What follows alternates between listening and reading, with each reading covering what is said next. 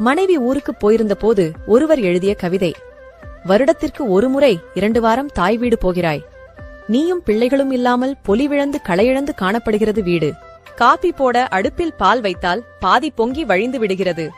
வீட்டை பெருக்கிய 2 நாட்களில் இடுப்பும் முட்டியும் வலிக்கிறது. செலவிற்கு பயந்து சமைக்க ஆரம்பித்தால் உப்பு போட மறந்து விடுகிறது. 2 மடங்கு விலை வைத்தும் சொத்தை காய்கறிகளை பழங்களை தலையில் கட்டிவிடுகிறார் வண்டிக்காரர். முரட்டுத்தனமாய் அடித்து கசக்கி பிழிந்து துவைத்தால் கிழிந்து விடுகிறது துணி.